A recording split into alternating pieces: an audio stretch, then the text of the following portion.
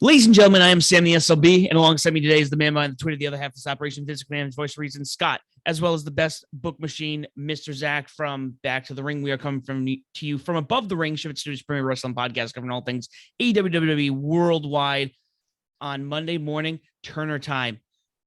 We are recording this. We're getting ready to post it. Well, by the time you hear this, it's obviously posted. Guys, WrestleMania 38 has come and gone. What a wild weekend. You know, these events come as go as fast as they come. 2 nights, we got a lot to talk about. Guys, how are we feeling after this one? Just overall, like where are we sitting on this one?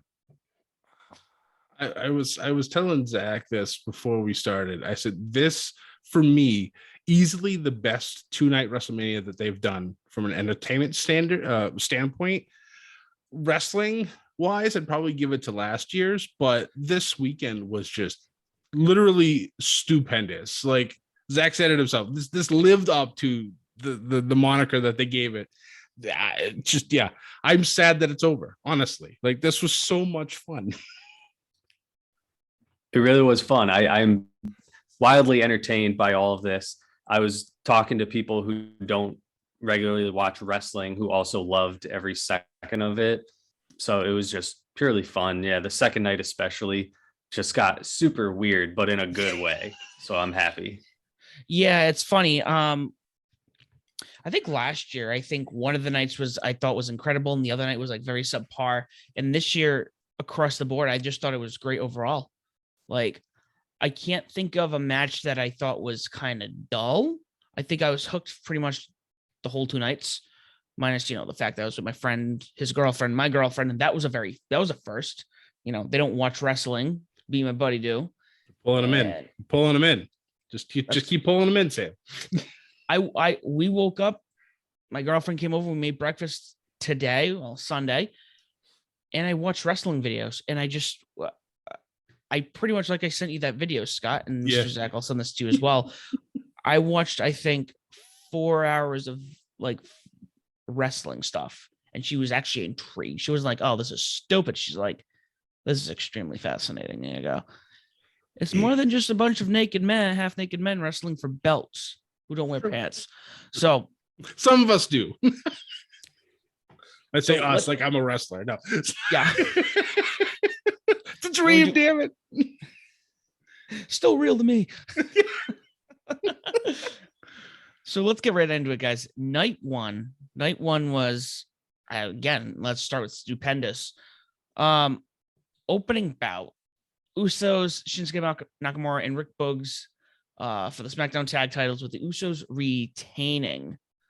So pretty decent for on my end. I feel like I got cut short because of whatever happened to Rick.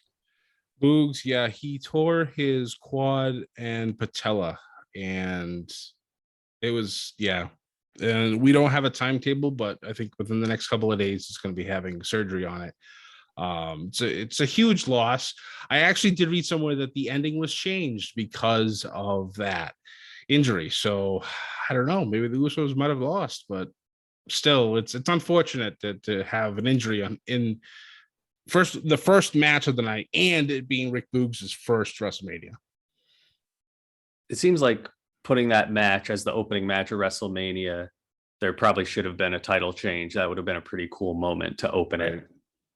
Also, torn quad sounds like it has to be the most painful injury imaginable. Just like the biggest muscle on your body, tearing that must be terrible. Unless you're Vince McMahon and you tear both of them. At the same time. Superhuman. You may not be able to move, but he still gets the job done. That's right. He gets a Royal Rumble restarted because of it. So following that, we had Drew McIntyre taking on defeating Happy Corbin. These two, I think, were 2 of the shortest matches of the weekend. And Scott just sighed because I'm still big sad about this. The one thing that I wanted from this match is to have the end of days be protected like it has Corbin's entire career. And as soon as he hit it, I felt immediate dread because I knew And then Drew kicked out, and I slammed my hand so hard on my little cable that I have, I almost broke my hand and the table. I was so mad. I knew he'd lose, but I just wanted that one thing. And I was like, damn it. Oh, well. Did you want it? Do you want that move protected forever, or did you Yes, want I somebody want else to just to be, because he's always been like under the radar when it came to how good he actually is in the ring, because you're so focused on how much of a shit human being he can be. But his finisher was always just so like, bam, done. And the fact that he was able to do it to Drew, and I was just like, dear God, just if even if he won the match, I'd be over the moon if he would have won. But it's Drew McIntyre. I was mad at Drew last night, but tonight I'm like, all right, whatever, I get it. But yeah, it's I love when those moments, because I've watched wrestling for a long time, and those type of things just pull me more into it. And I'm just like, God damn it, you and your emotion make me emotional over this shit. God damn it. over how much a finishing move is protected? That's Right? how deep you go.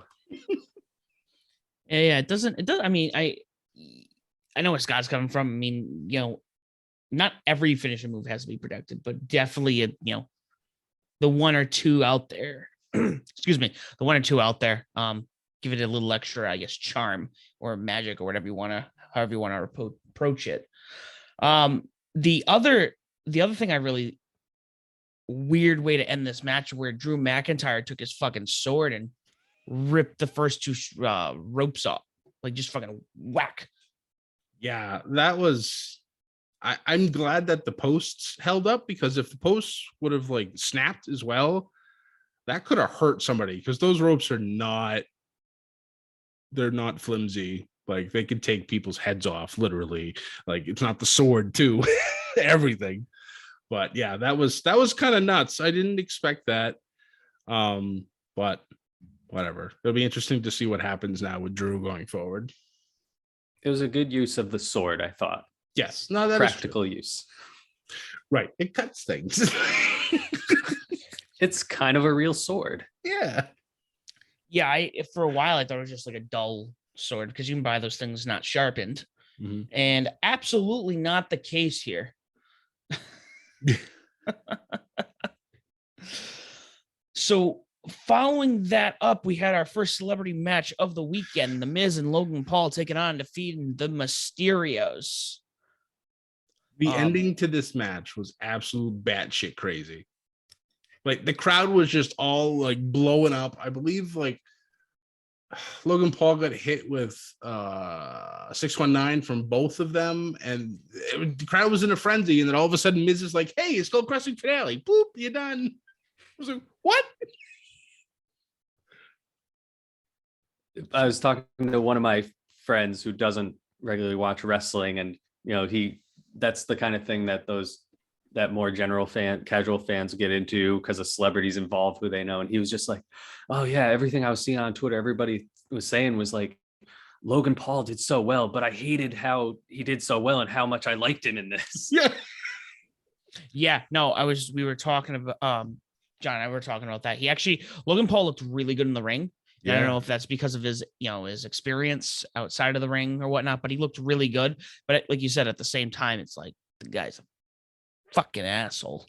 Natural heel. And it's speaking of that, his brother also gets it. Like, during the kickoff show, he was on the panel and he was just getting the crowd in a frenzy. So it's like, these guys get it. And, God bless them if they continue to come around. The crowd is absolutely going to annihilate them, but they're going to love every second of it. Oh, absolutely. They're going to fucking destroy them.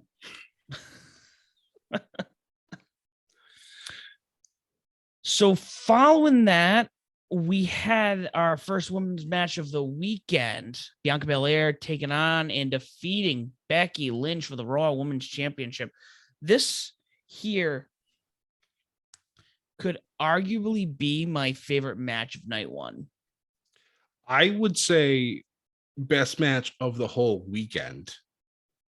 Yeah, I could easily argue that, if not runner up. Yeah, it was just outstanding. I think I know where you're going with that, the runner up one. Yeah, I love this. This was a perfect culmination of a story since SummerSlam, and yeah, it was so well done. I loved the entrances. Freaking Becky with the Marvel-esque style movie at the beginning, and Bianca with the Texas Southern band. Yeah, the whole thing was just, yeah. And the match itself, Becky looked like holy shit, like $1 million. I love the new haircut. Like, you think she'd be all in shambles after what Bianca did to her, and now she's like, "Nah, fuck that shit," and she just comes out with this amazing hair and amazing everything. I was like, "Holy shit!" I'm like, "You go! This is fantastic."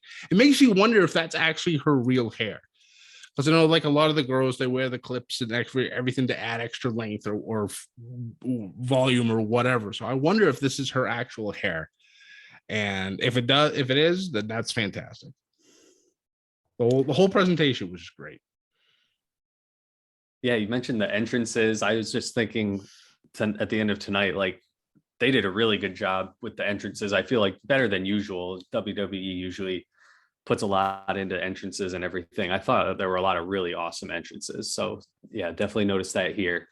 And like you mentioned with the story, since last SummerSlam, I thought the storytelling within this match was phenomenal. Yep. And starting the match, teasing that manhandle slam again that Becky won within 20 seconds or whatever it was. That pinfall, that near fall, holy shit. Like, yeah. I nearly jumped off my couch because I thought she was going to beat her flat in like 30 seconds. I was like, oh my God.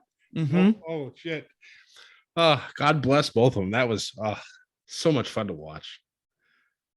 Yeah, the emotion, the storytelling in this match was incredible. You know, again, I love Becky Lynch. I think she might be one of the best women on their roster.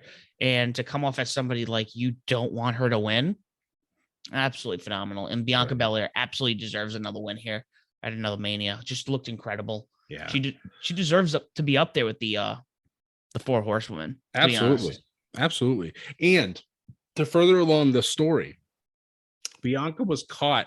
Not really caught, but like, there were photos taken of her walking around with a replica Raw Women's title all throughout the rest of Saturday night and into Sunday, like access and stuff like that. So if we're going to get full denial Becky Lynch come tomorrow or come Monday night when Raw hits, oh man, this story can keep going, and this might bleed into WrestleMania Backlash, and that's fine because these two are fantastic.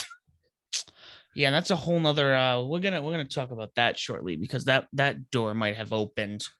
Not a forbidden door per se, but segue into right. What a segue right into this. So, Zach, I don't know if we had been in contact when this had first happened, when CM Punk came around, when he finally signed, and Danielson. I had said to friends, I had said on our podcast, I said to everybody, even though it was absolutely almost solidified by everyone but the talent themselves, I remember looking at Scott and going, until they walk out to the ring, I will not believe it.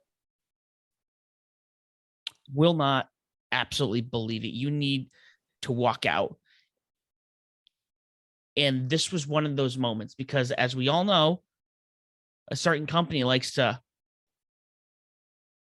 cock tease us, if you will. You know, WWE is guilty of, feeding one thing to the fans and give them something that they don't even care about. Yep, they're definitely guilty of that. That's for sure. And I know I'm like dragging this out here, because this was something that when it happened, it really had to soak in. I really had to experience, not just because he came out, but because he came out with his logo, his music, his attire. Cody Rhodes showing up at Mania to take on and defeat Seth Rollins. What a moment. Oh my God. just to have him to rise up like he used to do at AEW and just stand there and just soak it in.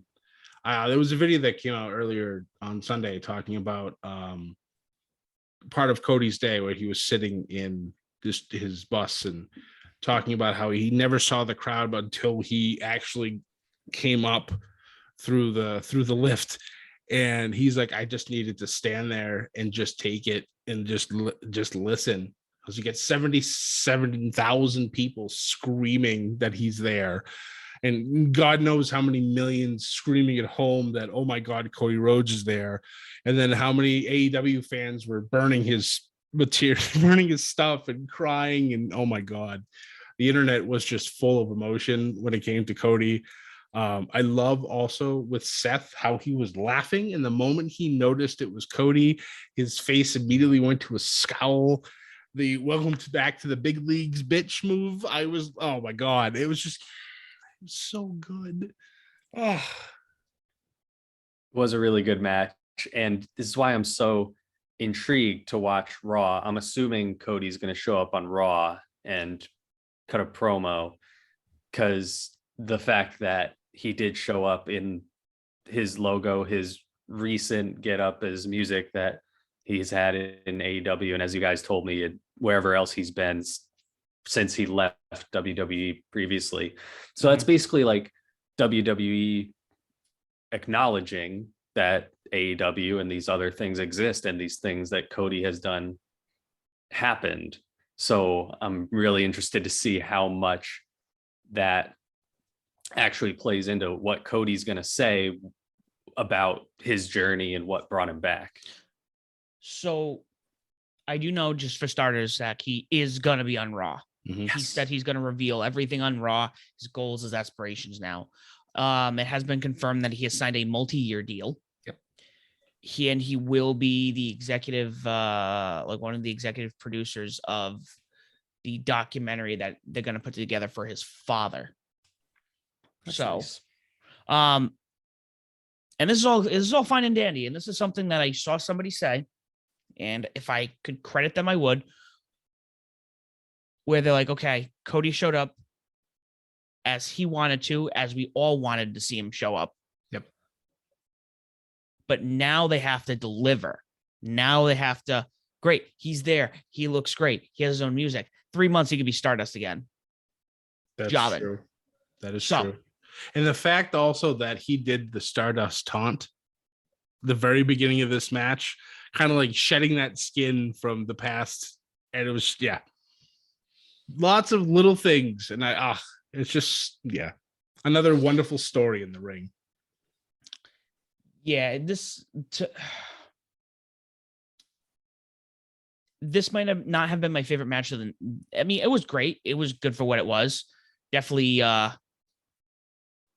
Cody having his moments, making his, he's doing his father's thing with the punches. Yeah. Definitely getting to feel it out with Seth Rollins. It was definitely, I think, tied for best WrestleMania moment for me.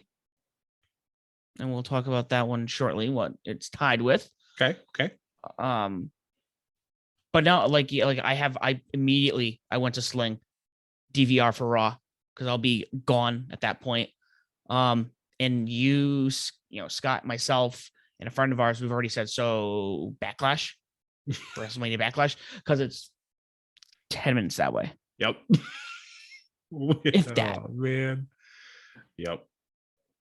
I will definitely have to take some extra days off. Worth it. Yep. Absolutely. So finally, second to last match of the night, Charlotte Flair took on and defeated Ronda Rousey by pinfall. So the craziest thing about this weekend, and we will get into the numbers later, but night one, we were all pretty spot on. I think this is one of the ones we all fell flat on, expecting Ronda to get the actually, except you. You actually picked Charlotte. You went against the grain. Yeah, because of this match, you actually tied with Riddler for the win for this one. Word. Yes, that's how tired I am recording this. Yes. Now I remember. Yes, I did pick that. That was a great pick.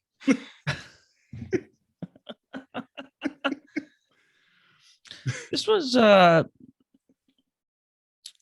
this was decent. This is what I was kind of expecting. Ronda doesn't look like she's lost a beat from when she left.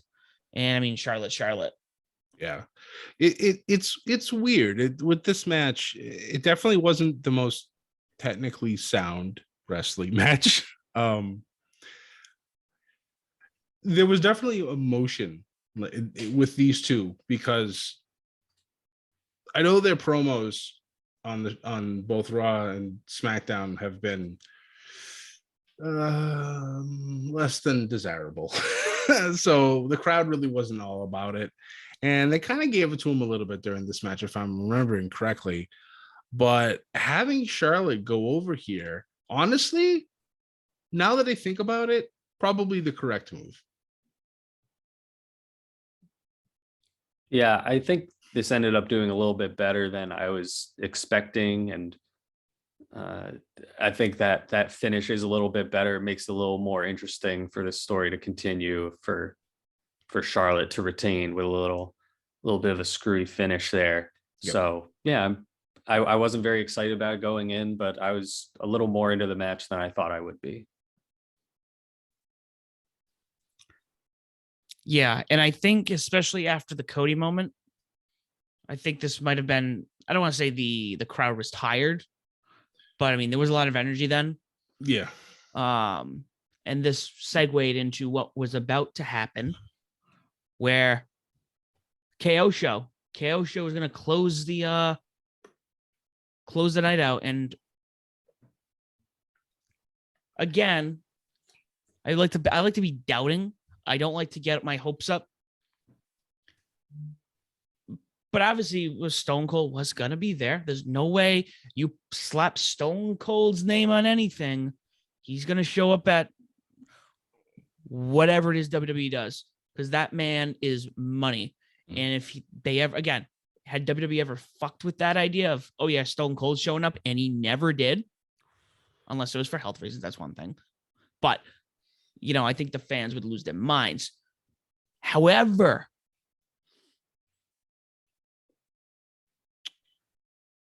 $19 years since Stone Cold first wrestled in a match. We got a Stone Cold match in 2022, Scott. And Zach. Like, I'm still sitting here. I'm like, more so surprised about that than Cody coming to WWE. Yeah, I agree with you on that. Like, I remember WrestleMania 19, and I remember his match against The Rock, and what a beautiful match that was between those two.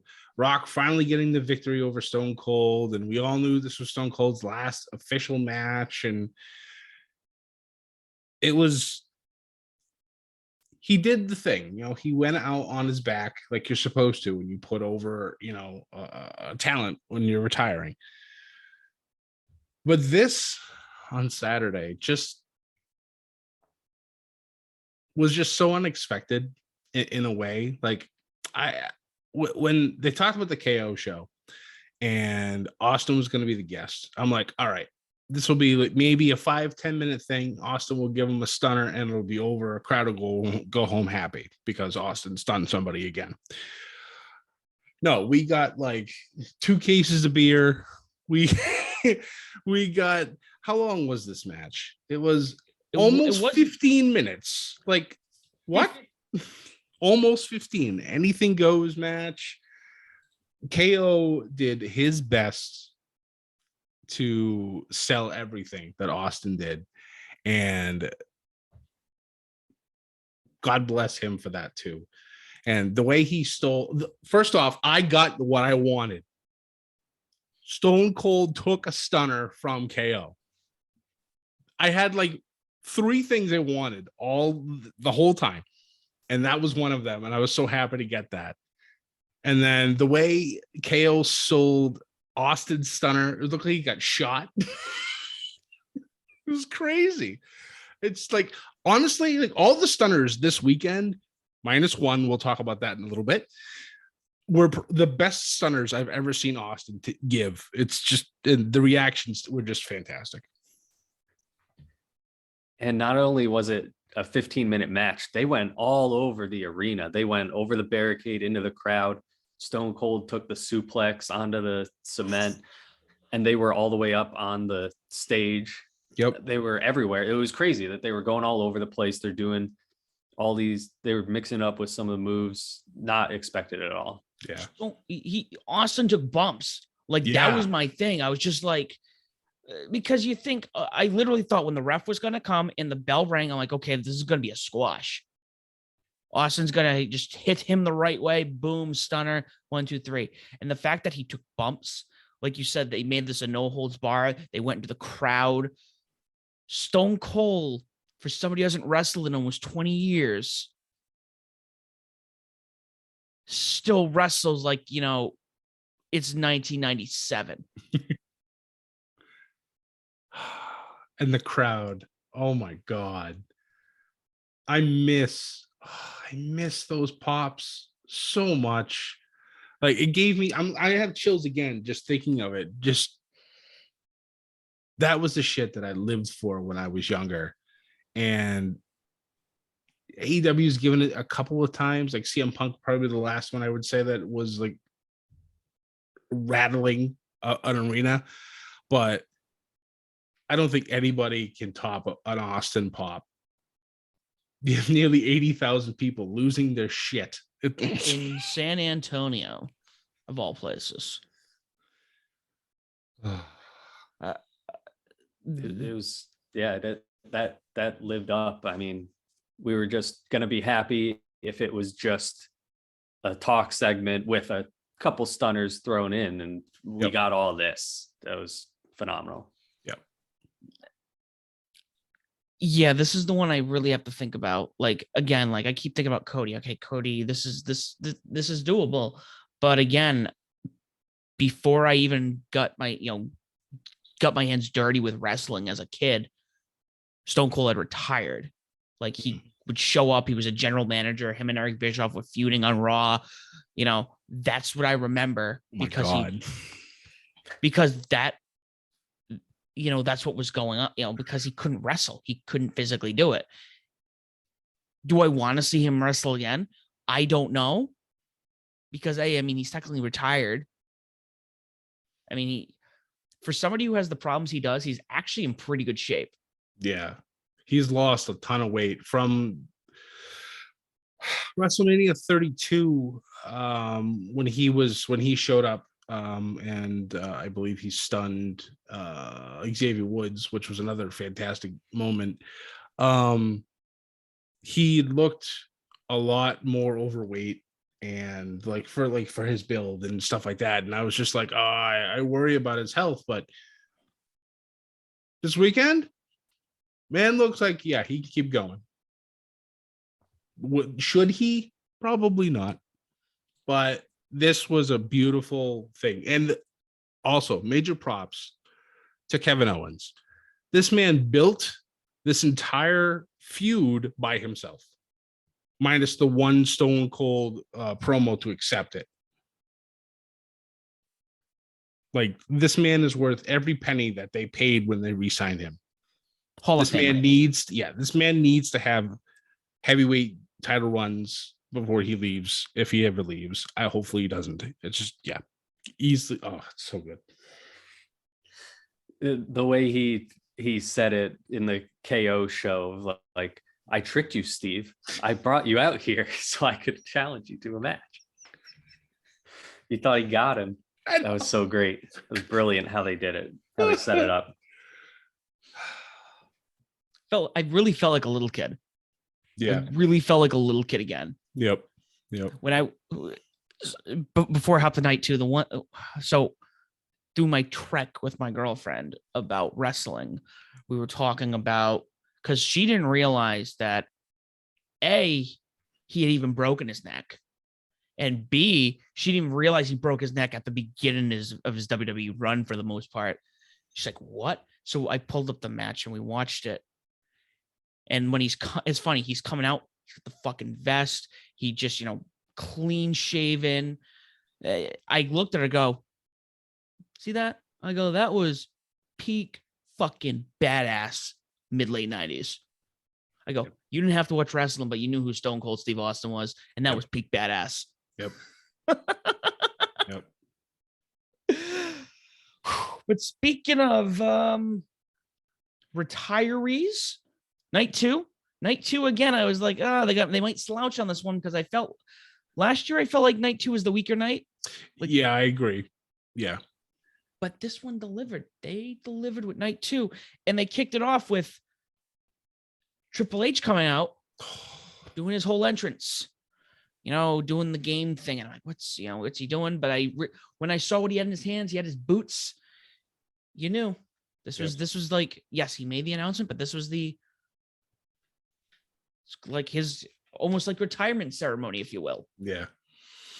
It would not surprise me if not next year, the year after, he'll lead the class for the Hall of Fame. I have my thoughts for next year's class, or at least the head person, but we could talk about that on another day. But yeah, this to see him do his whole entrance, the whole water spit, the whole flexing on the ropes, and just it's as much as I hated him when I was younger, he did his job as a heel. Like, I legitimately hated this man. Like if I saw him in the street, I'd give him a piece of my mind when I was little. But watching him just grow and evolve and take over NXT when he did, and just what he turned NXT into before 2.0 rolled around, it was just the amount of respect that I have for that man is insane. And watching him, leave his boots in the ring is just, it's a little emotional, not gonna lie. Especially to kick off WrestleMania with him and give him that entrance, because when you think of some of the most iconic WrestleMania entrances, a lot of those are Triple H. He has some of the best big production entrances. So that was a really nice moment to get him out there, and everybody had heard about him in the news recently. So it was nice he got that and got to put his boots out there and to kick off night 2 of WrestleMania. That was pretty sweet. Yeah, I cannot. Now I think about it. Like, out of the people that were actively wrestling at the time when I started watching, Triple H had the most intimidating entrance out of them all. Yep. Nothing's more intimidating than fucking raspy Lemmy screaming through a microphone for you. Right. But that being said, we're going to kick right into these matches. First and foremost, we opened up RK Bro taking on and retaining the titles between the Street Profits and Alpha Academy. I don't understand why none of us, Riddler included, nobody picked the champs to retain. My thought is Mania. One of these teams need to have their Mania moment. Yeah, it's very true. It was just like, wait, what? Like, I expect somebody. Me, I was like, yeah, for the Academy. Woo! And I'm like, wait, why didn't I think of the champs? Shit. Like, I was legitimately nervous rolling into this night because Riddler and you had won. So you each got a point apiece. Riddler had tied me with 4. You had gotten to 3. And if you would have won tonight, it would have been a 3-way tie going into the finals, or into like our to see who won the championship. But the fact with RKO winning, nobody got a point. So it thankfully for me guaranteed me at least a share of the win. Oh my God. Only thinking about yourself. Huh? Only thinking about yourself. Well, I mean, I didn't want to blow the lead. I mean, God. I was already nervous enough.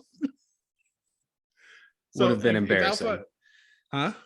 Would have been embarrassing. It's very true. I mean, it could be still. We'll find out who wins the championship and once we're done night 2. Well, talk about embarrassing. Nobody.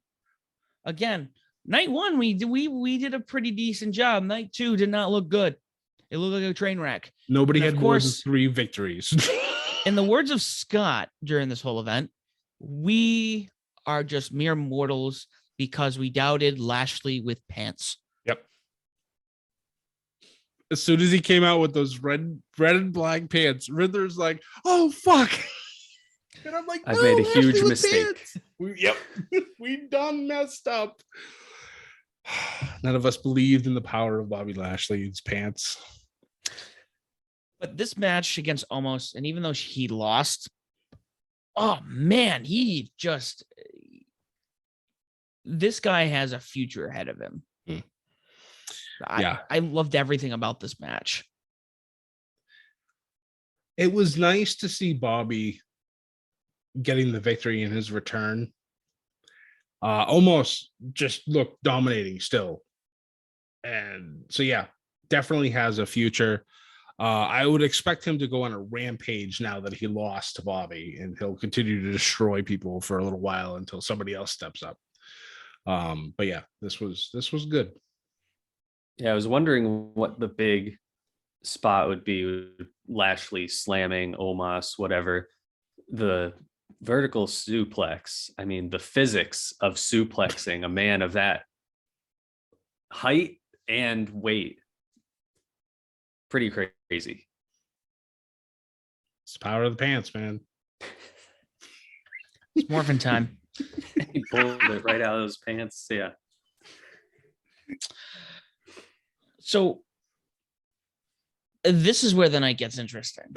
So match 3, Johnny Knoxville taking on Sami Zayn.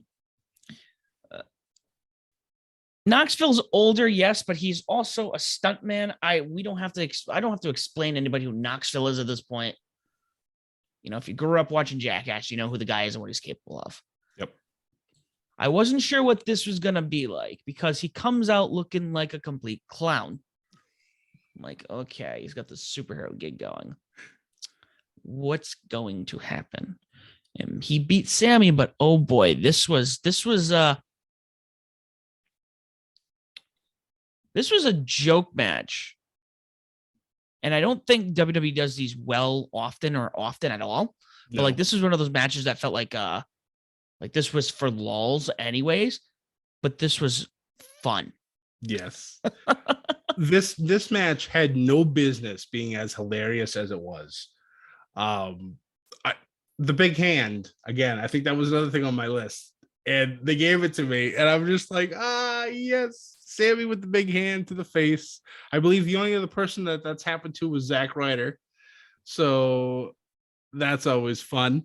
But yeah, the whole thing was just great. The mouse traps and the big mouse trap, like what the fuck? And who the hell thought of that? Right? And also major props to Johnny Knoxville for knowing what to do when the mousetrap didn't work. He knew exactly where to go, and all of a sudden it came back and caught him and then slammed onto Sami. Man, I expected the whole cast to get involved, and they did, but He-Man, oh my God, not He-Man, the Wee-Man with the power slam of Sami. The crowd was just eating it up. Oh, it was so good. And Pontius, party boy. We got a party boy. I wasn't even thinking we would get to see that. I can't, like, there was so like that Pontius came out, and I'm like, there's no way. And he's dancing around, and I thought it was just distracting him. Then the pants come off, and I'm like, oh, it's party boy, guys. This is legit. And the whole time on commentary, Pat McAfee's like, man, I've seen this man's ass more than I'm willing to admit. Especially in the newest Jackass movie, you see a lot of parts of these guys. Yeah. But this match was one of the most entertaining things I have ever seen. It was incredible. Yeah. Like it was a joke match, whatever, but but it worked. They did it so masterfully. Sami Zayn, incredible work here. I loved it. I loved every second. And this is definitely going to work when you go back to what was he on SmackDown or Raw, Scott? Sami? Yeah. SmackDown, I believe. Okay, so this is going to work because he's going to go back and again, it was a conspiracy. You see all the people he brought with him? I wasn't able to, this was all against me. Yep. It plays out. It was great. Yep. Sami looked great too. Knoxville took a lot of bumps. Again, he got brain damage from the fucking movie, from the bull. But he did a good. It was good. It was good. He had the button to trigger the electronics, the pyro from the top belt. They got really creative with this. I love how he's laying on his back and all of a sudden his hand just shoots up. It was almost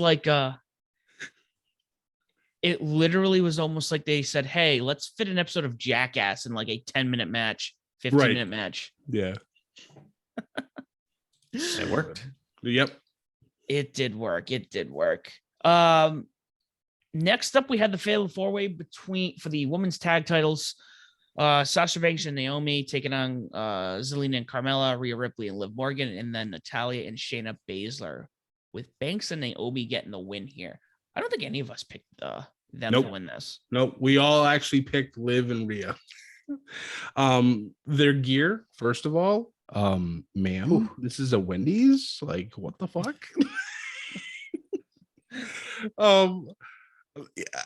When I saw them walking down, I immediately just started to scroll Twitter, and their stands did not disappoint in their thirst for these two women.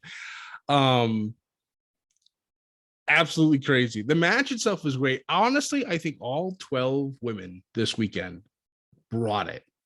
They all did, I think, a really good job. With Sasha and Naomi getting the victory. It's a shout out to Team Bad back in the day. And this is Sasha's first ever victory at WrestleMania. So her loss, I think she was 0-6 or 0-7 or something, but she finally gets a W. So that's great. I like the fact that they're bringing Naomi back up. She's gone through so much shit with Sonya Deville recently. It's nice to have her be back in the title picture. In Sasha. There's what can we say about Sasha Banks? That she's easily one of the best. Yeah, I wish I thought of the Sasha streak coming into this. That I would definitely have picked Sasha to win because of that. I do really enjoy them as a team. It was a very good match. Yeah, it was. Yeah. I like the fact that Corey Graves was over emotional with the fact that Carmella lost. And I think Corey's been doing a really good job as well. Now that cat's out of the bag and everybody knows that they're together anyways, but they had their online series on YouTube, and now they're together essentially on screen. I think Corey's been doing a really good job trying to sell them as a team and as those two as a couple. So now that her and Zelina no longer champions, I'm assuming after Carmella comes back from her honeymoon, I would assume that Zelina and Carmella now are going to have a little program together. So that should be interesting. That team will disappear. Yeah, I will be fascinated to see what happens now. Because like I said, because of Cody, he's opened the forbidden door on my end, and I will be watching Raw and SmackDown this week because I have all the free time in the world. But here's a match following that. We had on paper, I think this absolutely delivered. They're really about the same age, give or take a couple years. Mm-hmm. But knowing that they've never wrestled before, it's almost like, again, I know AJ Styles has been a WWE guy for years, but when Edge was around, he was not. So we got Edge and AJ Styles with Edge getting the win here. Yeah, Zach talking about WrestleMania entrances and like how extravagant they can be. Edge won the whole weekend for the best entrance. Like this man looking like a Dark Lord coming out with the fire pyro, and just I ate it up. Like I as much as I love his old theme, his new theme fits him. It's perfect. It is perfect for him. And of course, with the end of this match, with Damian Priest just being there, the rumors are true. Edge is going to have himself a new brood or some dark faction.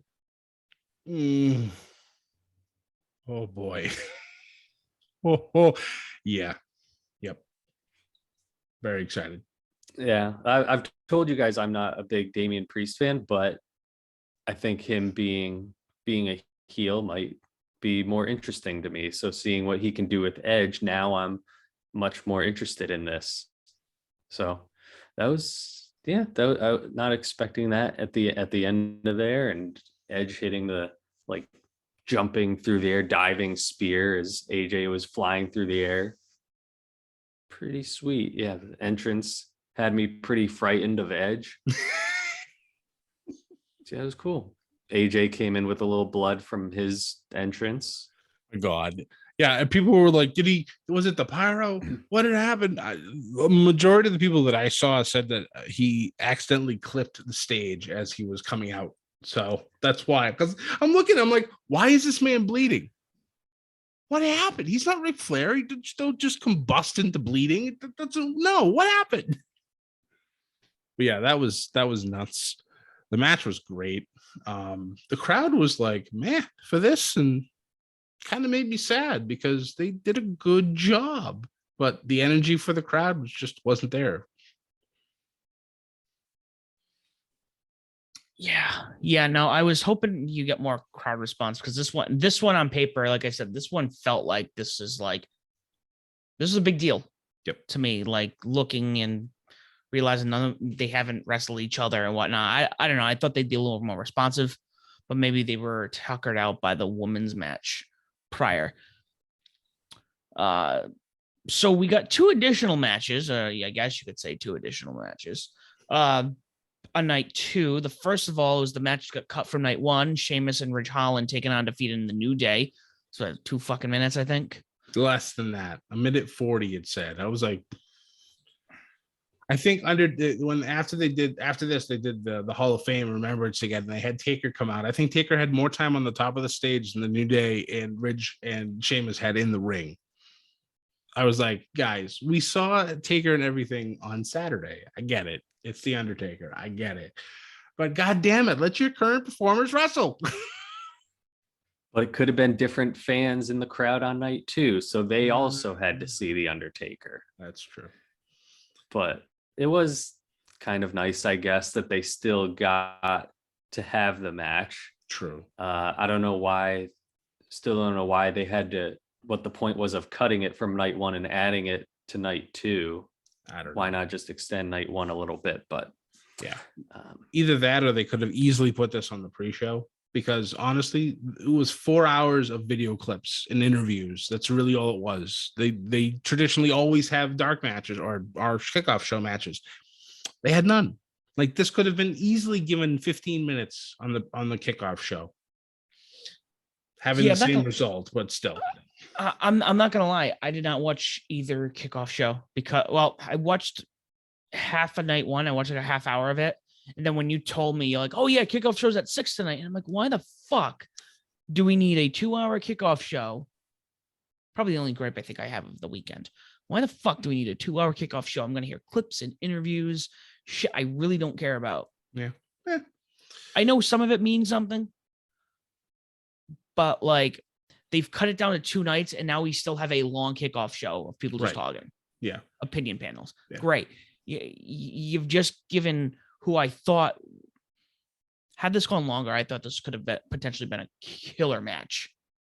Yeah. It's in the long term, this could have been one of the better matches of the night. I feel The fact- like we'll get a they'll run it back on SmackDown and they'll give it the full treatment they're supposed to have. But the fact that they could have just easily slid this into, you know, a kickoff show, it could have been done. It's not that difficult, but whatever. They chose to do it this way.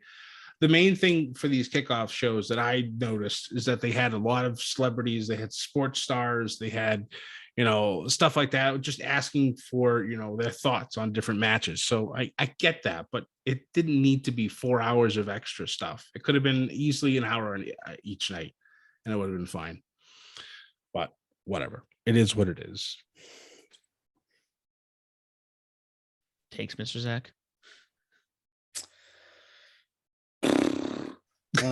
Well, I think that it's good that they got on the actual show, though, because I don't know, they could have had more time on a pre-show, but then you're not on the actual WrestleMania card, and it doesn't live on with the WrestleMania if you go back and watch it, right? So I think it's still better to be actually on the show. That is true. That's a good point. They don't keep the kickoff shows really with the pay-per-views, so that makes sense. That is true. Good point. Good point. I think the only other gripe I would have, not so much with the card. It wasn't even with the card. The only other gripe I think I would put with this, and Scott, I think I've said this to you before.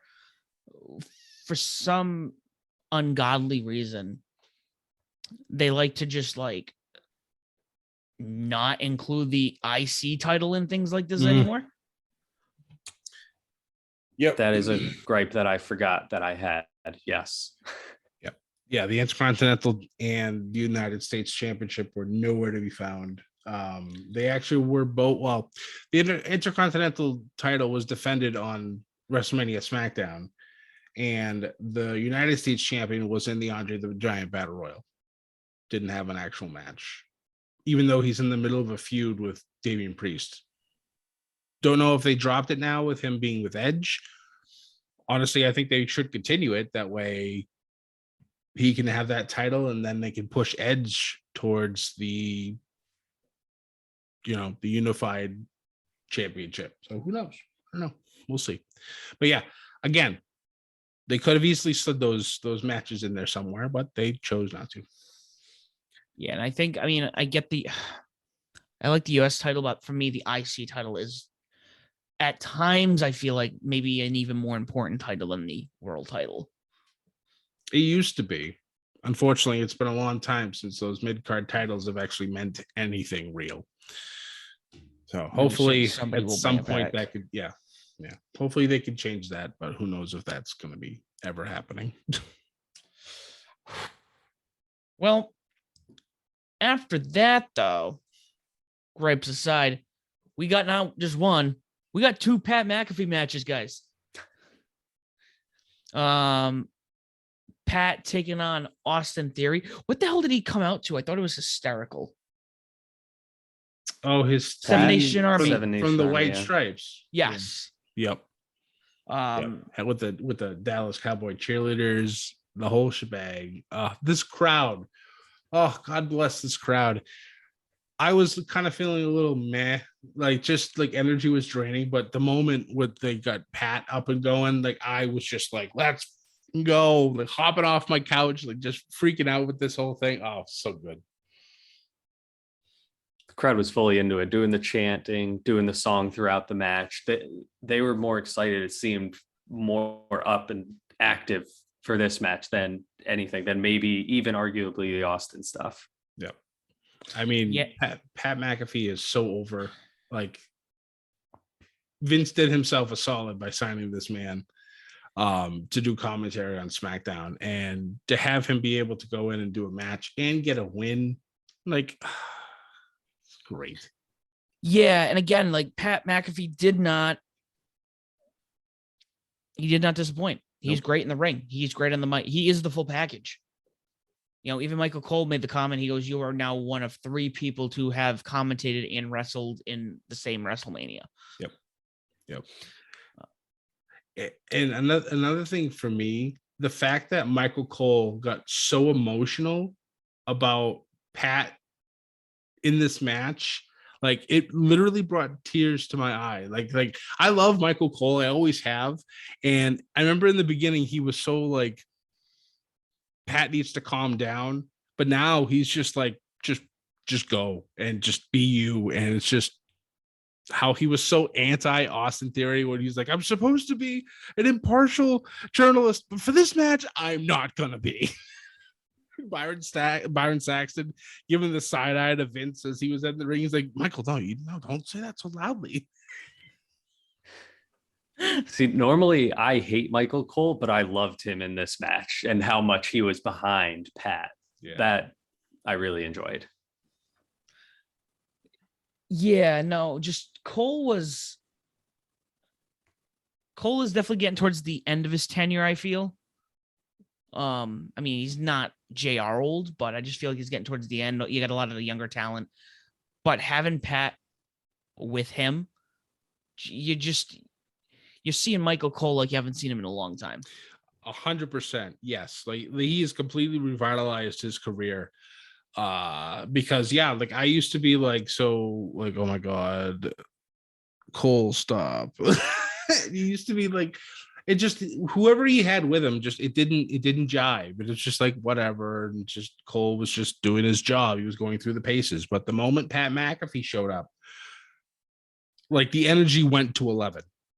And to this day, I can't wait for Shinsuke and Boogs to come out because Pat McAfee is going to go ape shit and dance on that goddamn commentary table and I love that. Do nasty things to Michael Cole's head while he's doing it. It's man. But yeah, that first match was outstanding. I truly feel like that second one was not necessary, but damn it, Vince. Why are you gonna do this? Why? I don't know how to feel about that second match. I really don't. Maybe it'll lead up to a rematch. Maybe I don't know. Yeah, I'm with Zach on this. I don't know how to feel about it. Like I don't think the whole thing was necessary. I get that, he wanted a little bit of revenge because Austin lost, and why did it have to be an actual match? And because it's Vince. And then you had to have the Steve Austin moment for night 2. The night 2 people had to have a Steve Austin moment. True, but I don't think So the match naturally. needed to happen though for Right. Austin still to come out and stun everybody, including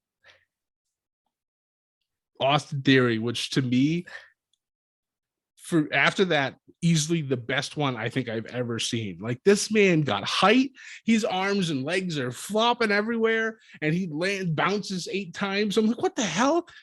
And then he stuns Vince, and Sort of. Vince stumbles. Austin picks him up. Vince bounces off the ropes. He's an old stuns him, and man. Vince just falls backwards like.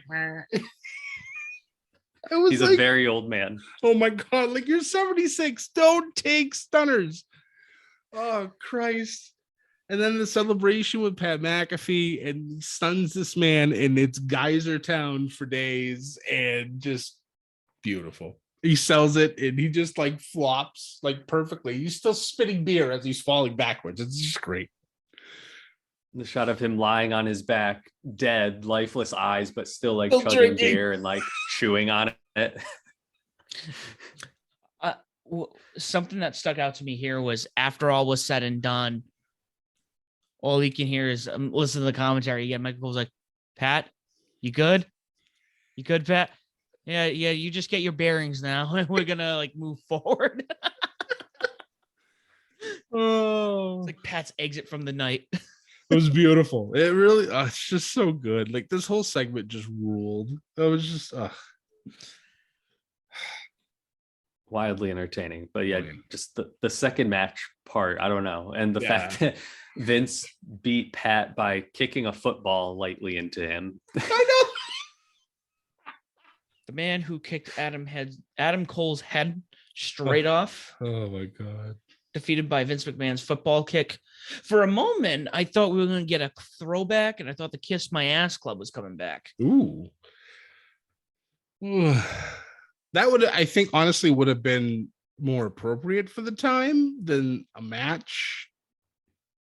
And then have Austin come out and stop him from doing it, but I don't know, whatever. Although I don't want to see a 76-year-old ass, so no. Right. That I thought about it for a second. I'm like, wait, I know it's 1 o'clock on the 1:30 in the morning. We're recording. I'm like, wait, stop the presses. Pull it back. Nope. We're tired, but we're not that tired. That's right. No. So last but not least, we had the main event, the match which they had been, billing as the best WrestleMania match of all time. Roman Reigns, Brock Lesnar, title for title, winner takes all. As expected, but not disappoint. Roman Reigns defeated, got the win, and now is the unified, I'd say undisputed WWE World Champion. I like it. Yes. I fully hope for a new belt. Come tomorrow. Should be very interesting. The match itself was good. I enjoyed it. The ref bump was obviously, I knew was going to happen. It's just one of those things. Just like there has to be some shenanigans here. Paul has to get involved in some capacity, and he does. But yeah, it was good. Roman, we acknowledge Roman. Roman is the everything champion now. I'm glad you said that, because I wanted to mention the sign of the night was acknowledge D's nuts. Yes.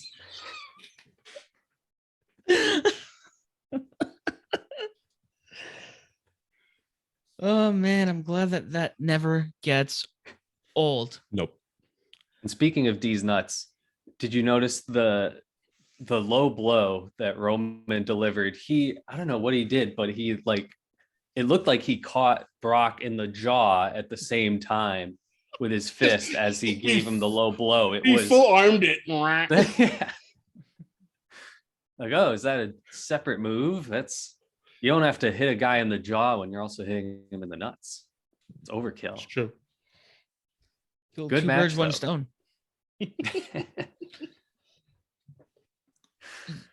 It was a lot of the stuff I think you expect from Roman and Brock match. The spear through the barricade breaking, I feel like that happens every time these guys meet, and suplexes and all that. But just this version of Roman and this version of Brock being so fun and over, they took it to that next level. It was good. Yeah, now I'm really curious, because I feel like I saw somewhere with the whole Seth Rollins and Cody Rhodes thing, something having to do with a title match down the road, whatever happens with that match. And that being said, I'm really curious, like, how soon is Cody going to get his title shot? Right. And who's he going to go after? Is because he can only go after Roman right now, right? Mm-hmm. We'll see what they do if there's going to be another champion or what happens, but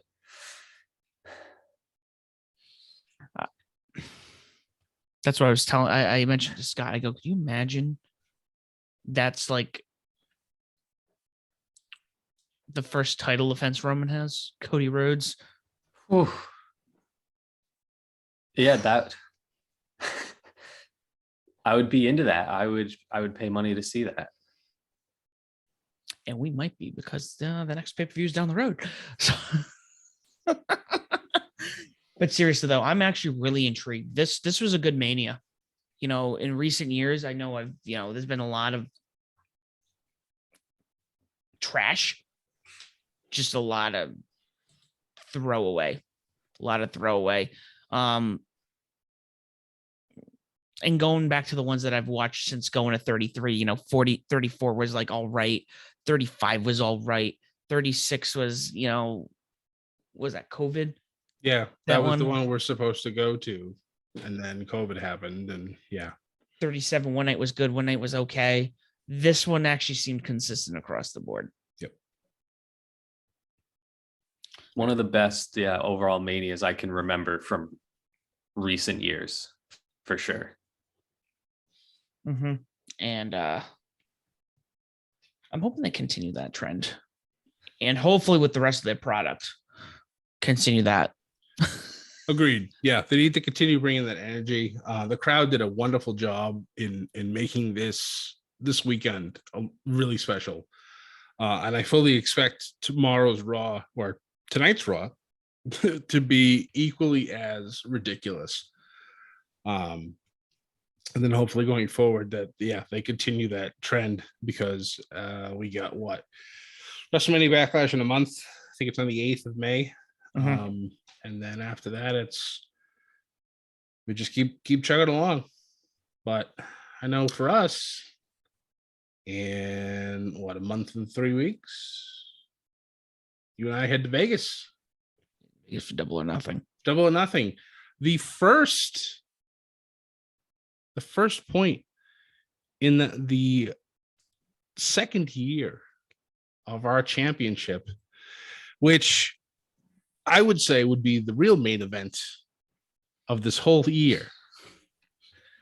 Now, for those of you who've been under a rock, haven't paid attention to us blabbering for the past year, we decided, I think it was around SummerSlam, to have a playful competition between all four of us. Obviously, the Riddler's not here tonight because the poor man has to get up real early in the morning to work, so God bless him. All four of us decided to go and pick, the top 5 for WWE and all the AEW pay-per-views. Whoever won got a point, and the winner at the end would be the first ever Ship It Studios heavyweight wrestling champion. Tonight was the culmination of those, the first 6 months or so, or more than that now, but since everything started. And leading into the weekend, I had a slim 1-point lead over the Riddler. Sam had 2, Mr. Zach had 1. We ended the night tonight with both myself and the Riddler with 5 victories in a tie. So we decided on our go home show that if there was a tie, we would go to a tiebreaker, which would be overall victories. And if we were tied in overall victories, we would then go to WrestleMania Backlash to decide the actual winner. But I crunched the numbers as before this podcast started. And our final tally between myself and Mr. Riddler, your winner and your first ever Ship It Studios heavyweight champion by a score of 52-47 is your boy, the new Ship It Studios heavyweight champion. Look at that thing. I went out today and I bought myself a title, a little fun title, and I took your advice, Mr. Zach. I slapped a nice little Ship It Studios over it. So I will now treasure this sumbitch for a year. Those on YouTube, when they watch this, you'll see this beautiful thing. But I can't wait to gloat about this for the next year, or until who wins Ship It in the Bank thinks they can beat me. Not gonna happen. Yes, I want that. Gotta hand it to you. But also, I mean, everyone else involved, with you only watching pretty much all the WWE stuff and us kind of like on the back end, it's closer than I thought it'd be. But you picked it up, you swept as expected. And it's gonna be, now that we've done this, I think the real excitement begins. Starting clean slate with Double or Nothing. Correct. yeah. There should be more people involved this upcoming year. We developed the concept of ship it in the bank, where now as champion, I will decide upon a random pay-per-view from a random company. Everybody else will do a picks for it. Whoever wins that show will get the money in the bank or the ship it in the bank, and they can challenge me at any pay-per-view throughout the rest of the year. Well, any major pay-per-view for the rest of the year. If they can beat me, they take the title. If not, it's mine until next year's WrestleMania. I'm just glad there's a clean slate. I don't have to hear every single pay-per-view anymore. Oh, Mr. Zach has 0 wins. Oh, Mr. Zach only has 1 win. He's in last. Clean slate now. Doesn't matter. Doesn't matter what happened this past year. And it is going to get more interesting now because we do have our first champion, but now you also have a giant target on your back. That's true. I'm a big man, so I'm used to big targets. It's fine. It's fine. Yeah, we're gonna have to solidify that. Hopefully soon we can get all the rules written, get the whole thing going. Like definitely off show we'll further discuss. But guys, I think this was a great weekend. I'm glad we're doing this. This delivered in ways I didn't think it did, and I really enjoyed this weekend. And I hope this continues on. Again, Monday After Raw is coming up tonight. We have, SmackDown after WrestleMania. And the fun doesn't end. Like we said, WrestleMania Backlash beginning of May, Double or Nothing, end of May. Yep. The fun never stops. Mr. Zach, thank you for joining us this weekend. We love having you on when we have to do these pay-per-view picks. So much fun. It would be more fun if I would win, which I plan on doing starting the next one. Well, we're going to be paying attention a little more thoroughly now because of this. Scott's not going to do some like crazy New England Patriots 20-year dominant streak of the AFC East. Hell no. I mean, I might. Okay. We'll see where that goes. But all you guys, thank you for listening. And if you don't already do so, please make sure you follow us on Twitter at Above the Ring. You can find us on Facebook, Instagram, and YouTube at Above the Ring. Don't forget to follow Mr. Zach and Riddler's podcast, Back to the Ring. We are both podcasts for Ship It Studios. We are on all streaming platforms. If there's one we're not on, please let us know. We will put ourselves on there on your streaming platform. Please make sure you like, share, subscribe. I keep saying describe. It's like the 5th time I've done that. Like you can describe it if you want to. Subscribe. You can describe our podcast. We don't know what it's about anymore. Leave a comment, leave a review, tell people why Ship It Studios Back to the Ring and Above the Ring is the podcast of your choosing and why they should listen to us as well. Guys, WrestleMania 38 come and gone, but the year continues and the excitement also continues. Thank you for listening. And as always, do not forget to ship it. And as always, do not forget to join the Bedlam.